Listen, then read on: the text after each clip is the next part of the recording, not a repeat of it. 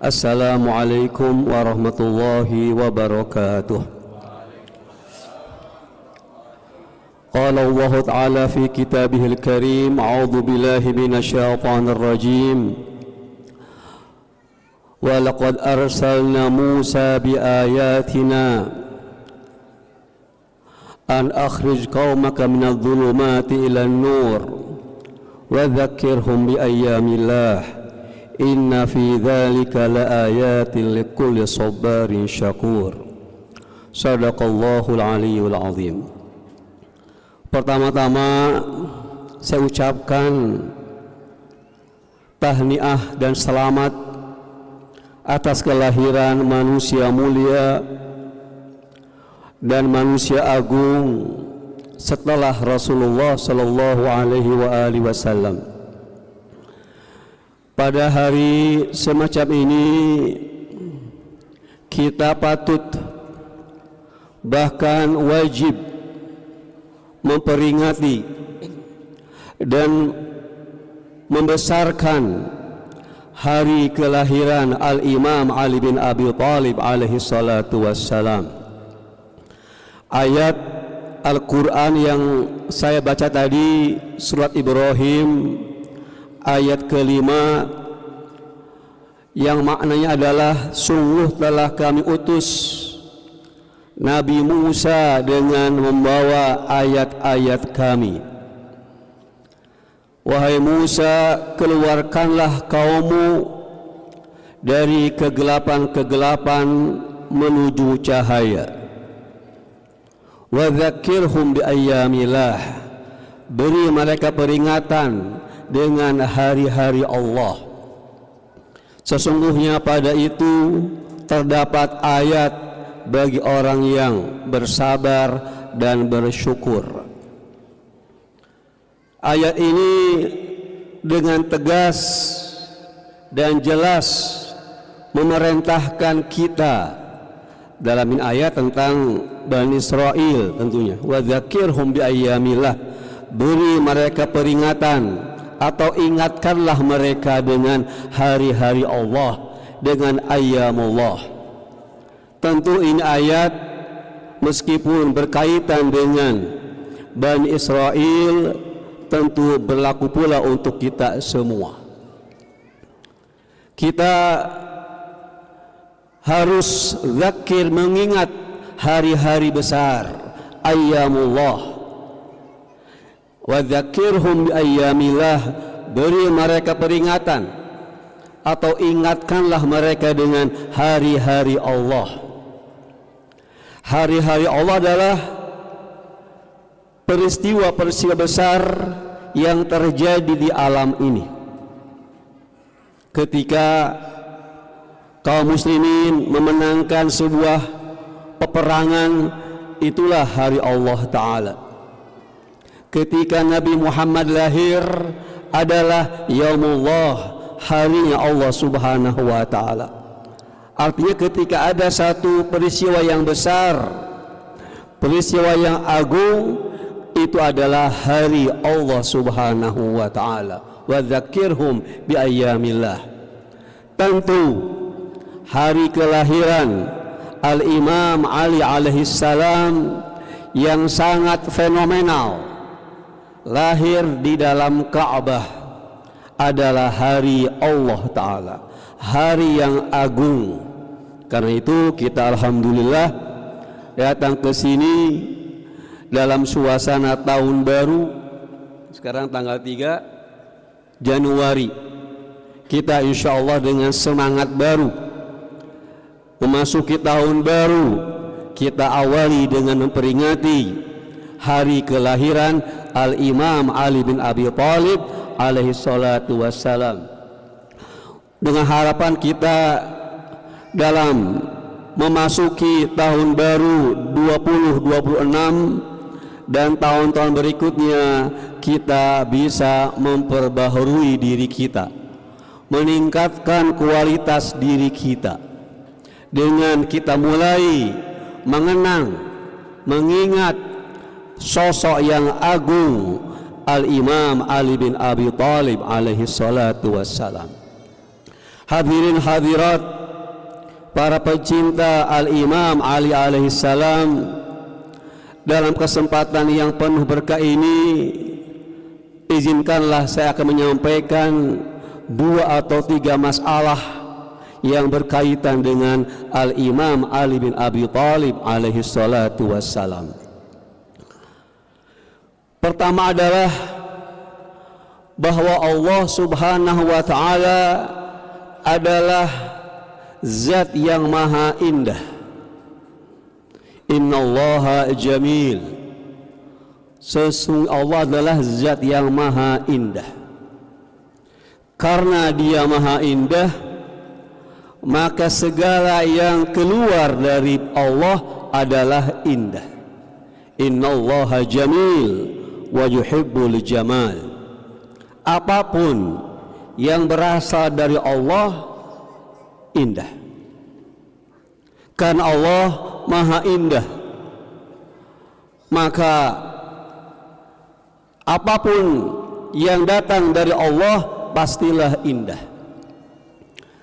Karena Allah Ta'ala zat yang abstrak, zat yang gaib, yang tidak bisa diukur dan dilihat oleh panca indera dan diukur oleh akal kita. Maka Allah Ta'ala memanifestasikan dirinya melalui ciptaan-ciptaannya. Segala ciptaannya adalah indah. Salah satu ciptaan Allah Ta'ala adalah alam semesta ini. Kita diperintahkan oleh Allah Subhanahu wa Ta'ala agar merenungkan, mengamati dan menghayati ciptaan-ciptaannya di alam semesta ini. Inna fi dzalika laayatin liqaumin yatafakkarun.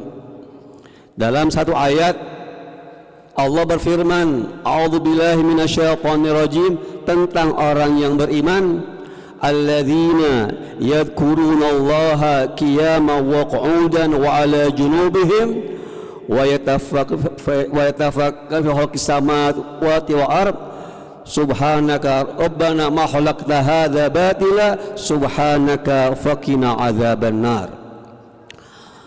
Orang ketika mengamati seluruh atau bagian-bagian dari alam semesta, baik lautan atau gunung, flora dan fauna, akan melahirkan ketakjuban kita, kekaguman kita pada ciptaan Allah Subhanahu wa Ta'ala. Allah pun menyuruh kita untuk memperhatikan binatang semacam unta misalnya, atau semut, atau unggas, agar kita mengamati betapa indahnya ciptaan Allah Subhanahu wa Ta'ala. Orang yang punya akal, orang yang punya hati bersih, pasti akan mengagumi ciptaan Allah Subhanahu wa Ta'ala. Dan manusia pun secara fitrah mencintai, menyukai keindahan. Allah tampakkan wujud Allah Ta'ala dalam ciptaan-ciptaannya yang indah, agar manusia mengagumi dan mencintai keindahan yang akan dilanjutkan pada kecintaan kepada Allah Subhanahu wa Ta'ala. Alam semesta adalah alam yang indah, alam yang mempesona. Namun sayang sekali keindahan alam itu dirusak oleh tangan-tangan jahil. Ya, kita saksikan, kita prihatin ya. Terjadi beberapa hari lalu ada banjir bandang di Sumatera atau tempat yang lainnya yang merusak hutan yang begitu indah, yang kaya dengan kekayaan flora dan fauna, itu dirusak oleh tangan-tangan jahil. Ada saja setiap zaman orang yang merusak keindahan. Alam yang kaya raya di lautan, di gunung, di ruang angkasa adalah ciptaan Allah yang menakjubkan sekali. Ini ciptaan yang bersifat materi. Allah menyebut ciptaan-ciptaannya yang ada di langit dan di bumi dan di lautan sebagai ayat, sebagai tanda-tanda kebesaran, tanda-tanda keindahan Allah Subhanahu wa ta'ala. Kemudian keindahan yang lain, tadi saya mendengarkan dua qori kita yang luar biasa, tamu dari London, juga saudara kita Ustadz Usep ya, telah melantunkan ayat Al-Quran yang indah dengan bacaan yang indah, luar biasa. Dan Allah Ta'ala memanjangkan umur kedua qori kita, memberi kesehatan mereka berdua, akan bisa menghibur kita dengan alunan dan bacaan ayat Quran yang sangat indah sekali. Tadi kebetulan ketika ini Quran dibaca dengan qiraah yang indah, itu bisa menciptakan kekhusyuan, keterenyuhan hati kita semua, dan barangkali bisa membuat bulu roma kita berdiri. Karena memang Quran, teman-teman semua, harus dibaca dengan tartil, warattil Qur'ana tartila, diresapi, dihayati, meskipun mungkin tidak dipahami, tapi ketika dibaca dengan suara yang merdu, dengan pelan-pelan, itu akan menambah keimanan kita dan kecintaan kita kepada Allah Subhanahu wa ta'ala. Jadi contoh kedua,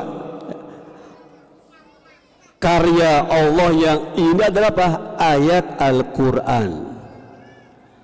Saya tidak akan tadi, tidak ada rencana baca ini, mengupas ini, tapi karena tadi mendengarkan dua bacaan yang indah sekali, saya sedikit menambah materi saya tentang Al-Quran ya.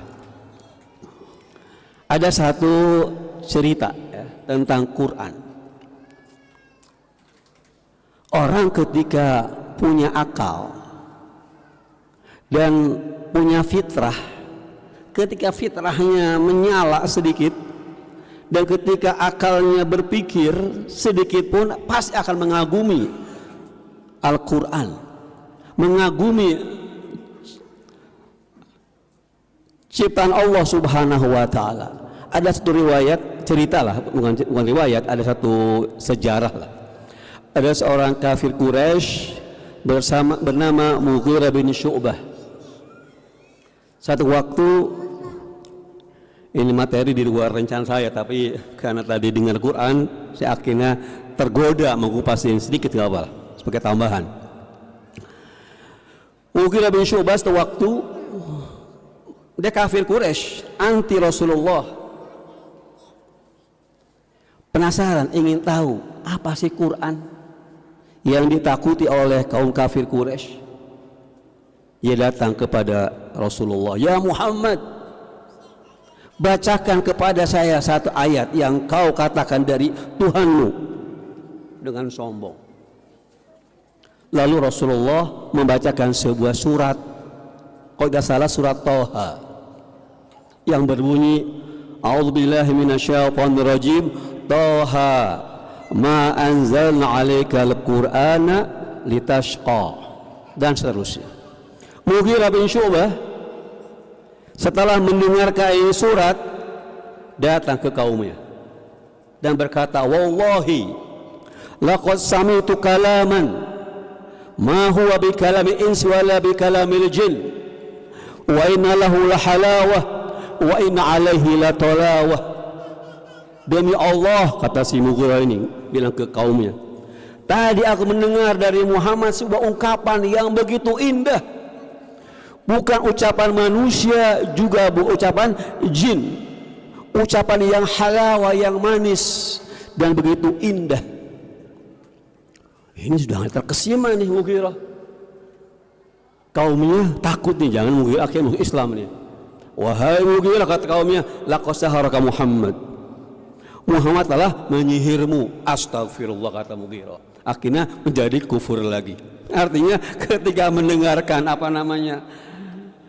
Al-Quran, ketika akalnya masih lagi sehat, bersih hatinya, langsung mengagumi Al-Quran.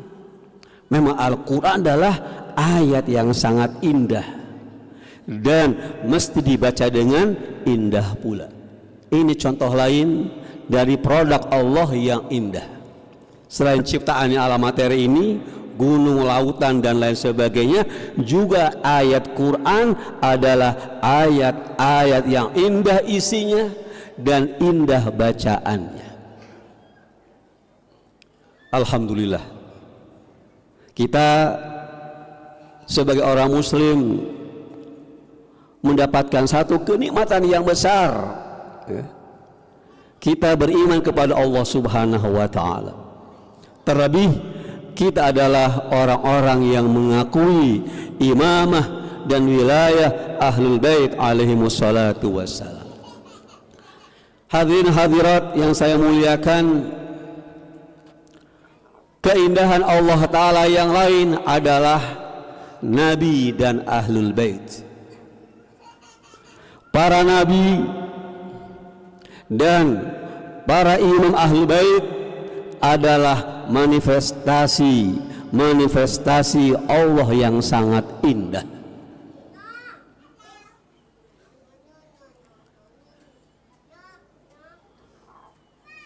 Para Nabi dari Nabi Adam alaihissalam sampai Nabi kita Muhammad sallallahu alaihi wa alihi adalah pribadi-pribadi yang indah semuanya, khalqan wa khuluqa, secara fisik indah dan menawan, secara akhlak pun juga indah dan menawan, karena mereka adalah manusia pilihan Allah Subhanahu wa ta'ala.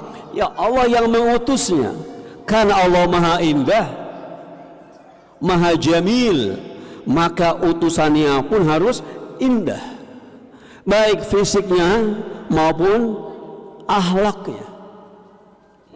Kita mungkin sudah sering mendengar ya surat Yusuf ya, tentang Zulaikha ya, yang terpesona dengan ketampanan Nabi Yusuf alaihissalam.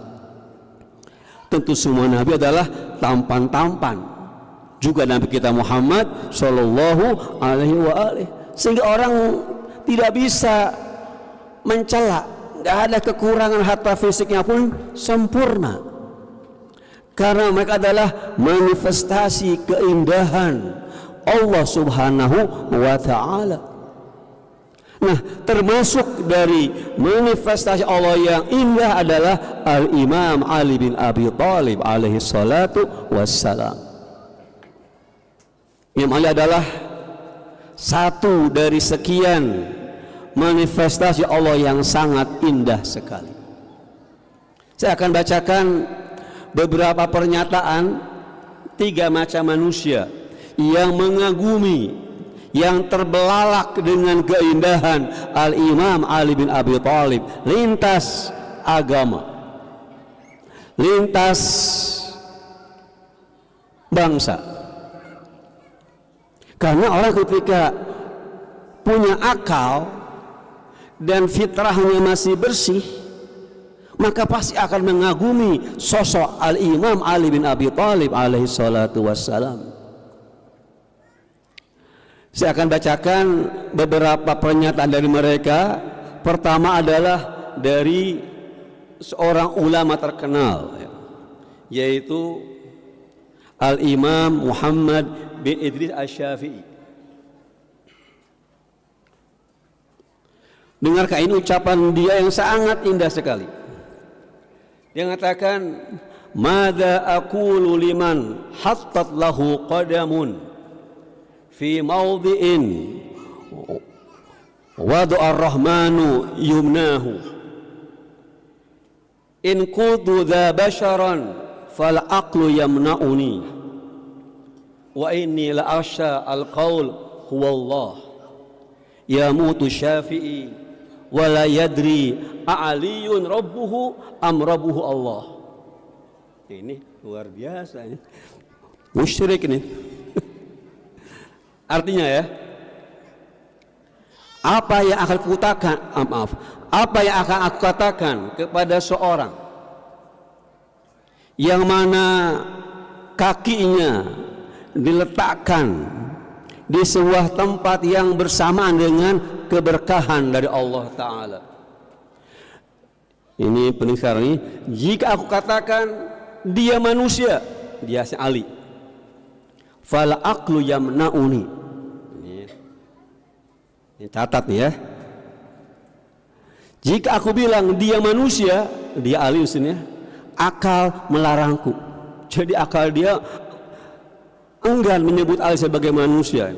Ini bahaya, ini bukan menuhankan, ini yang bilang Syafi'i ini. In qultu da basyaran fal aqlu yamna'uni. Jika aku bilang dia manusia, akal melarang. Aku takut mengatakan dia adalah Allah. Ya, jelas dia musyrik berarti kan. Tapi dia bagaimana terpesona terhadap pribadi Ali yang sangat indah. Dan terakhir Syafi'i mati. Dia tidak tahu apakah Ali Tuhannya atau Allah Tuhannya. Yamutu Syafi'i wala yadri a'aliyun rabbuhu am rabbuhu Allah. Mati Syafi'i, dia tidak tahu siapa Tuhannya, Ali atau Allah. Allahu Akbar, bahaya ini ya. Tapi ini jelas, ini hanya menunjukkan kekaguman ya Syafi'i kepada Imam Ali bin Abi Thalib alaihi salatu wassalam. Sampai pada tingkat semacam itu. Ya, jangan salah paham nih. Oh, bagaimana Ali? Rasulullah bagaimana? Ya, Rasulullah lebih tinggi lagi pasti. Ya, apapun kehebatan, keindahan yang ada pada Ali adalah setitik dari keindahan Rasulullah. Innama ana abdun min abidi Muhammad. Aku, kata Ali, adalah budak dari budak Muhammad. Kalau Ali demikian, apalagi Rasulullah. Jadi jangan salah paham ya. Orang Syiah tidak mendahulukan Ali atas Nabi, tidak sama sekali. Kita bicara tentang Imam Ali. Nah, nanti kita bicara Rasulullah, juga ada pujian-pujian tentang Rasulullah ya. Itu ungkapan dari Asy-Syafi'i. Karena dia mengagumi, dia punya akal yang waras, dia punya fitrah yang bersih. Tidak mungkin dia tidak mengagumi Ali. Mustahil. Karena Ali indah semuanya, ucapannya indah, akhlaknya indah, segala perbuatannya indah. Maka tidak heran kalau orang semacam Syafi'i mengagumi Al-Imam Ali bin Abi Thalib alaihi salatu wassalam. Ada yang lain, yaitu ucapan Al-Khalil bin Ahmad Al-Farahidi Al-Basri. Dia seorang ahli nahwu ya. Musuh diskusinya Sibawayh ya, dalam ilmu gramatika bahasa Arab. Dia bilang, ditanya, wahai Khalil bin Ahmad, bagaimana Ali bin Abi Thalib? Ia menjawab, madza aqulu fi rajulin akhfa a'da'uhu. Maaf, saya ulangi.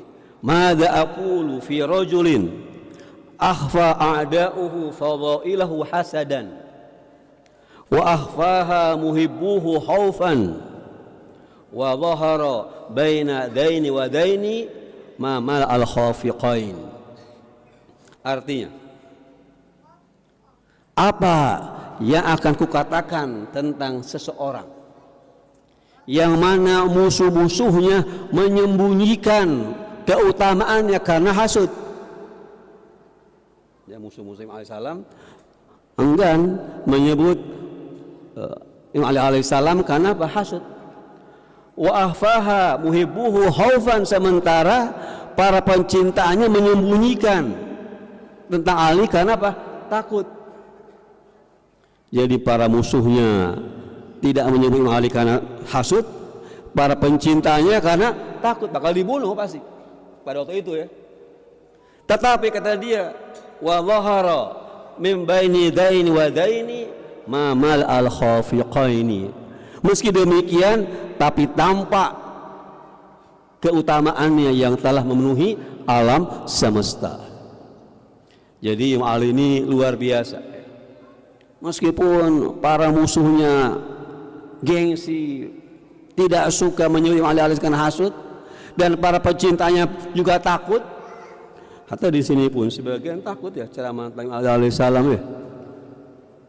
Orang mungkin berani memperingati haul Sayyidah Fatimah, tapi ada yang berani haul Imam Ali salam dikecam Syiah nih. Jadi para muhibnya takut memperingati hari lahir, hari wafat Imam Ali. Tapi masih demikian, antara yang membenci dan yang mencintainya yang enggan menyebut Imam Ali alaihissalam tetap terbuka seluruh keindahan, seluruh kebaikan Al-Imam Ali bin Abi Thalib alaihi salatu wassalam. Ini sebagian dari ucapan orang-orang yang bukan dari kalangan Syiah. Tapi yang menarik lagi, hadirat, setelah Imam Ali meninggal 14 abad yang lalu, keindahan akhlaknya, ucapannya dalam Nahjul Balaghah sampai ke banyak orang, termasuk kepada orang-orang Kristen di Lebanon dan di Suriah. Mereka non-muslim, apalagi Syiah. Tapi ketika dia melihat, mengkaji sejarah kehidupan Imam Ali alaihissalam, membaca ucapan-ucapan beliau dan Nahjul Balaghah, muncul rasa kagum, rasa takjub kepada Imam Ali bin Abi Thalib alaihissalam. Saya bacakan 3 tokoh Kristen yang mengagumi Al-Imam Ali bin Abi Thalib alaihissalam. Pertama adalah Bulis Salamah, seorang tokoh Kristen dari Lebanon. Dalam sebuah syair ya, saya bacakan ya bahasa Arabnya. La taqul syi'atu huwatu aliyin inna kulla munsifin syi'iyya. Ya kalau mungkin teman-teman yang paham nahu kok syi'iyya maksudnya syi'iyun khabar anna ya. Ini karena syair kali ya. La taqul asyi'atu huwatu aliyin inna kulla munsifin syi'iyya. Jangan kau bilang, kata si Buli Salam orang Kristen nih, jangan kau katakan Syiah adalah para pecinta Ali. Tapi setiap orang yang sadar adalah Syiah. Orang yang berakal pasti Syiah. Syiah bukan pencinta Ali, tapi siapapun yang sadar, yang munsif, yang netral adalah Syiah. Dia bilang, huwa fahrut tarikh, la fahru sya'bin yastafihi wa yadda'ihi waliya. Dia adalah, dia Ali ya, kebanggaan sejarah, bukan kebanggaan kelompok yang menjadikan sebagai wali. Artinya ada kebanggaan sejarah manusia, bukan kebanggaan orang Syiah doang. Wa fahrut tarikh, karena ilmu-ilmu itu dari dia, ilmu gramatika, ilmu akhlak, ilmu ulumul Quran dari dia. Huwa fahrut tarikh, ia adalah kebanggaan sejarah, bukan kebanggaan kelompok yang menjadikan sebagai wali. Dia lagi bilang, jala haqqu fil masihi hatta sara min farti hubbihi alawiyya. Kebenaran telah menggema pada diri seorang Masehi, orang Kristen, dia bilang, sehingga dia begitu cintanya kepada Ali menjadi Alawi, Ada Alawi itu mengikut Imam Ali. Tapi dia Masehi. Hak kebenaran Ali telah menggoncang pribadi Masehi, sehingga begitu cintanya kepada Ali dia menjadi Alawiyah. Terakhir, ini penting sekali. Fa idza lam yakun aliyun nabiyya falaqad kana khulquhu nabawiyya. Jika Ali bukan seorang nabi, ini orang Kristen, catat ya. Jika Ali bukan nabi, tapi akhlaknya adalah akhlak nabawi. Ini pengakuan dan kekaguman seorang Kristen terhadap Imam Ali. Jadi siapapun yang punya akal sehat, yang waras, otak nggak miring, yang hatinya bersih, pasti mencintai Imam Ali, pasti mengagumi keindahan, karena adalah indah, indah ucapannya, indah perbuatannya, indah segalanya. Gak tahu nih panjang nih apa saya bacakan semua, mungkin waktu gak cukup nih ya. Saya baca sebagian aja ya supaya tidak terlalu panjang. Ada lagi dari mereka orang Kristen yang mengatakan,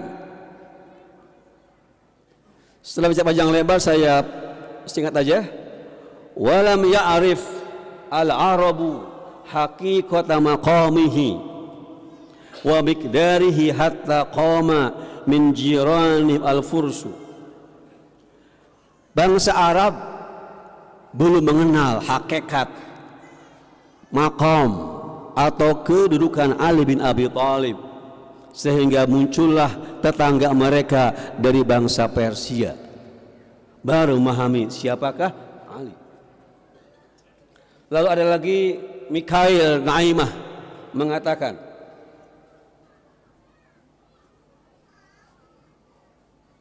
ditanya, ente tanya kepada saya tentang Ali, aku katakan, warai, pendapatku bahwa Ali setelah Muhammad adalah Sayyidul Arab, pemimpin bangsa Arab, ala itlaq, secara mutlak.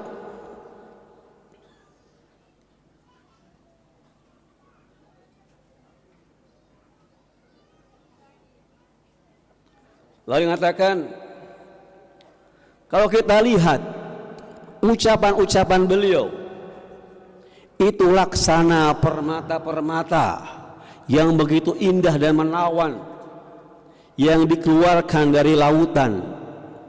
Jadi mengatakan ucapannya seperti permata-permata yang dimuntahkan oleh lautan.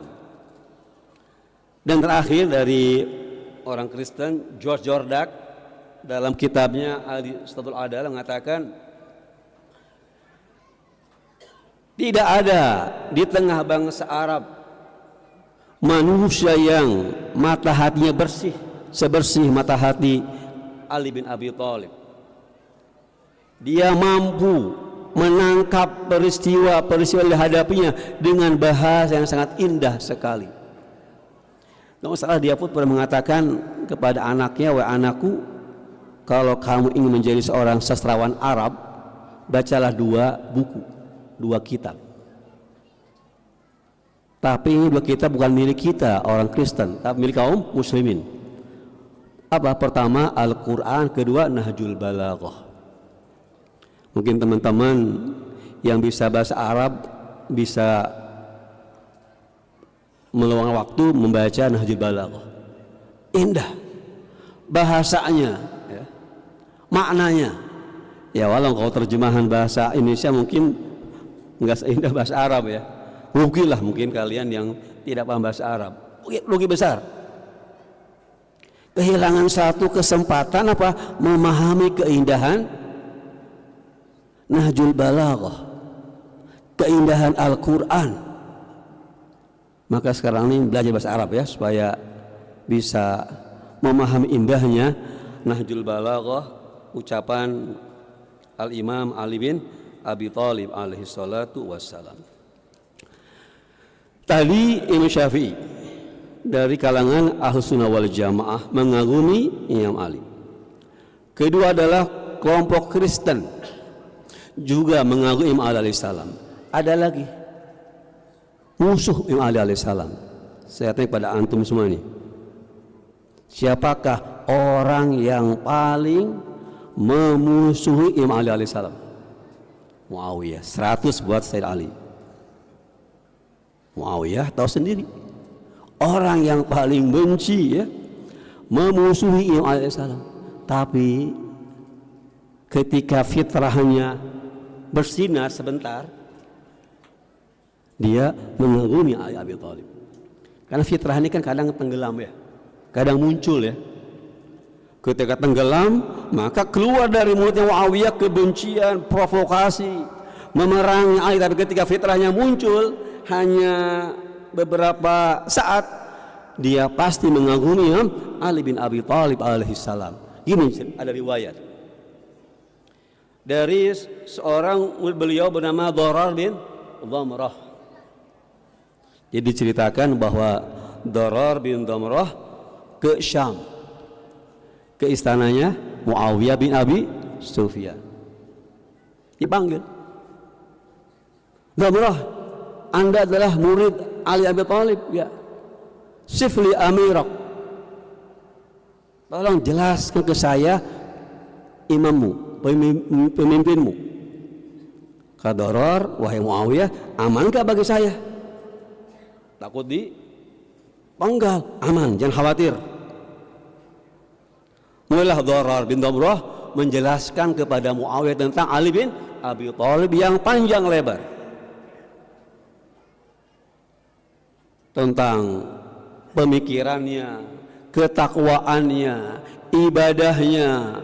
Dia pernah bilang, aku pernah lihat dia beribadah di padang pasir, sholat, sujud, menangis sampai air matanya membasahi padang pasir, dan berkata, wahai dunia, ghurri ghairi, laqad talaqtuki thalathan la raj'ata fi.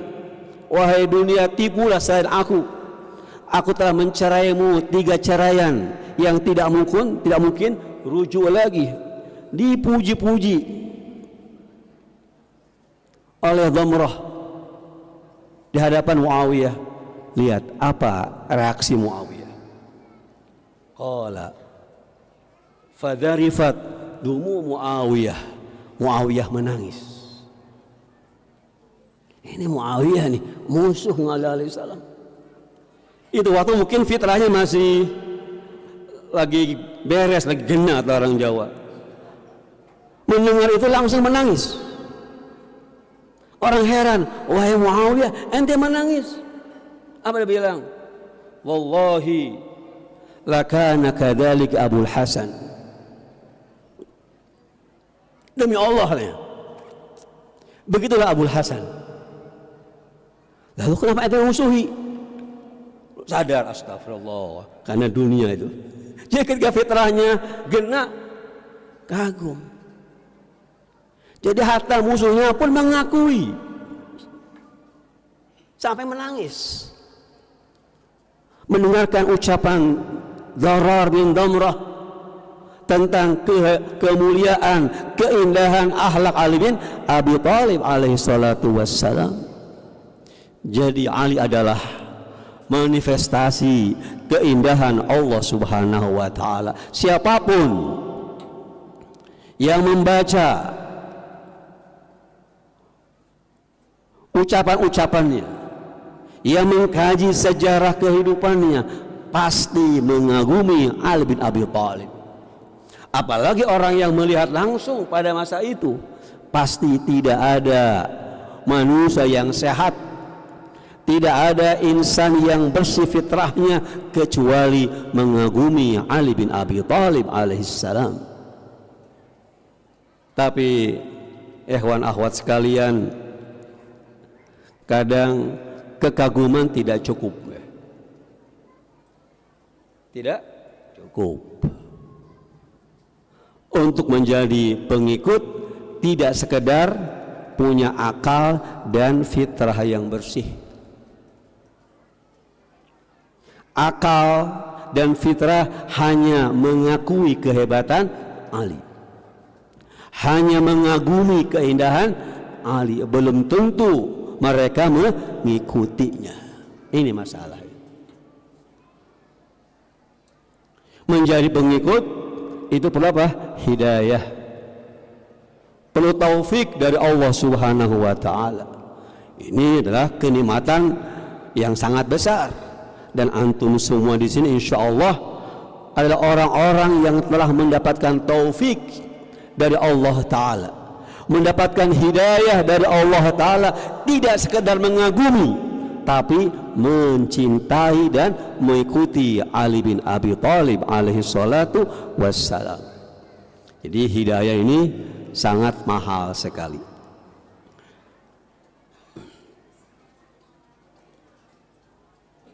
Dan saya katakan bahwa apapun keindahan dan kebaikan yang dimiliki oleh Ali bin Abi Thalib itu berasal dari Rasulullah Shallallahu Alaihi Wasallam. Dan beliau mengatakan, Imam Ali mengatakan, waqad alimtum, kalian telah tahu kedudukanku di samping Rasulullah sebagai kerabat yang dekat. Beliau Rasulullah maksudnya telah meletakkanku di pangkuannya, memelukku, memangkuku, menempelkan jasadnya pada jasadku. Aku mencium aroma keringat beliau. Ini ucapan Imam tentang Rasulullah, tentang kedekatan beliau kepada Rasulullah.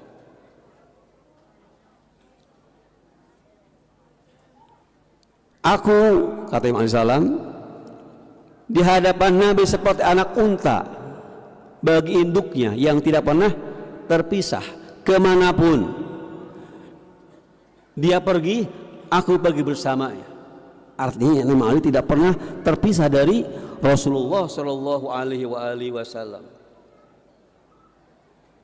Lalu dia mengatakan, aku senantiasa mendampingi beliau di Gua Hira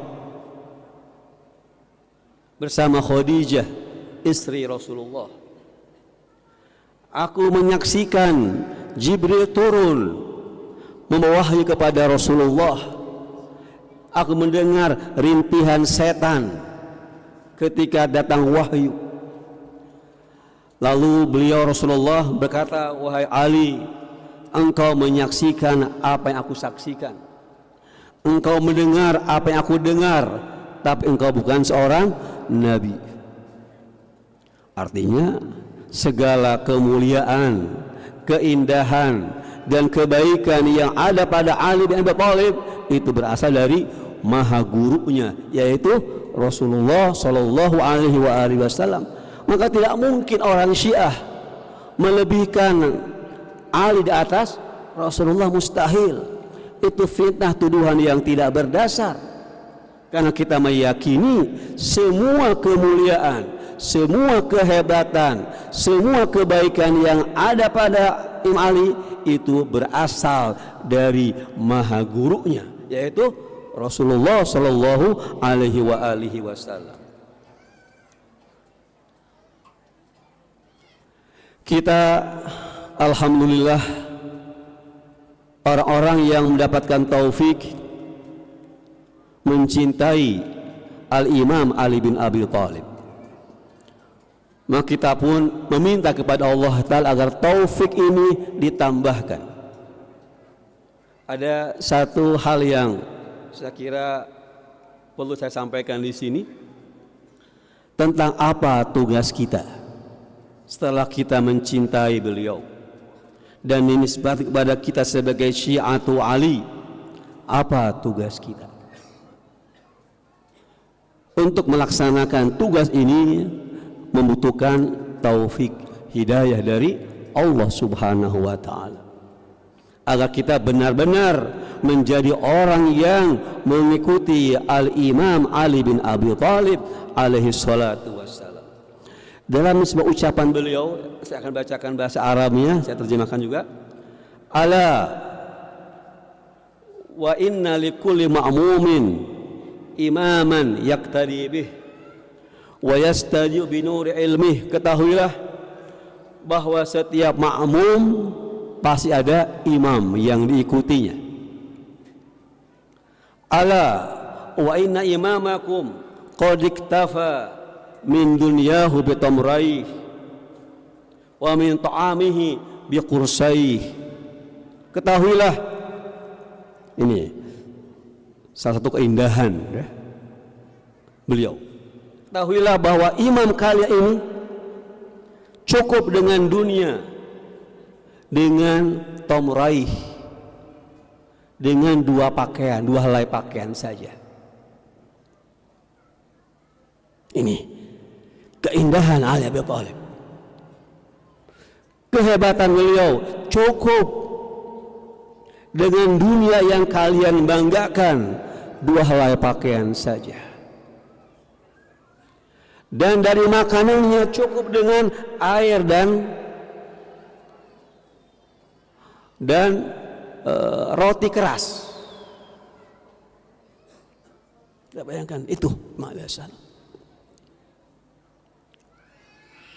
Beliau tidak terikat dengan dunia, cukup hanya punya dua helai pakaian saja, tidak numpuk di lemari puluhan atau ratusan barangkali. Cukup makan dengan air dan roti keras, nggak ada kebuli, mandi, kebab, burger, nggak ada. Itulah Imam Salah. Ini sebuah keindahan yang luar biasa. Tapi beliau karena indah tidak mengharuskan kita seperti beliau. Beda apa? Beda kelas. Beliau pada puncak yang sangat zuhud, tidak butuh dunia, tapi beliau tidak mengharuskan kita seperti beliau. Kenapa? Nggak bakal kuat, nggak akan sanggup. Siapa yang sanggup sekarang zaman modern nih? Gak ada HP kita kiamat aja. Gak mungkin kita seperti itu. Tapi beliau meminta kepada kita 4 hal. Ini penting untuk kita sebagai syiahnya Ali. Kata beliau, ala wa innakum la takdiruna ala dhalik. Ketahuilah kalian tidak akan sanggup seperti saya ini. Ya jelas wa imam nggak akan sanggup. Saya jujur nggak akan sanggup. Ada yang sanggup di sini? Seperti Nabi alaihi salam. Al-Bar siap? Nggak ada yang sanggup. Dan beliau tahu, ala innakum la takdiruna ala dzalik. Kalian tidak akan sanggup seperti itu. Walakin, ini penting, a'inuni biwara'in wa ijtihad wa ifatin wa sadad. 4 saja cukup. Tapi bantu saya, Anda Syiah, bantu saya dengan 4 perkara. Pertama, wara', hati-hati menjalankan agama. Hati-hati dalam urusan agama. Agama menyangkut masalah ibadah. Laksanakan ibadah dengan hati-hati. Wudu dengan benar. Sholat dengan benar. Puasa dengan benar, biwara'. Dan masalah muamalah, jual beli, pernikahan, talak, harus wara', hati-hati. Tidak asal-asalan melaksanakan agama. Itu paling beliau. Dan itu bisa kita lakukan, bukan nggak bisa.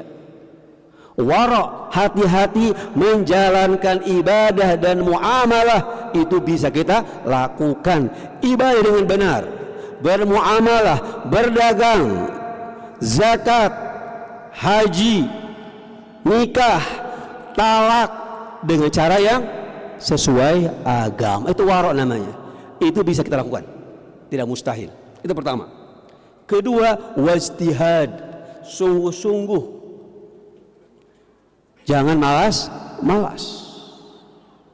Ada kesempatan untuk kebaikan, laksanakan, jangan ditunda-tunda. Ijtihad, sungguh-sungguh dalam kebaikan. Belajar, menghadiri majlis taklim, bertanya, ketika nggak paham, sungguh-sungguh beribadah, bermuamalah, jangan malas-malas. Itu syiahnya Ali alaihissalam. Itulah yang beliau minta pada kita, wara dan ijtihad. Ketiga, wa iffatin wa sadad, iffah, punya harga diri, tidak menjatuhkan harga diri kita. Iffah adalah akhlak yang mulia. Kalau kita kurang dalam urusan finansial, jangan tampakkan kita orang miskin, punya harga diri. Wasadad dan kelurusan, itulah permintaan beliau kepada kita sebagai syiahnya Ali. Menjadi seperti Ali mustahil, tapi minta 4: wara, ijtihad, iffah, dan sadad. Saya kira itu mungkin ceramah saya. Jika ada hal-hal yang tidak berkenan, saya minta maaf. Wassalamualaikum warahmatullahi wabarakatuh.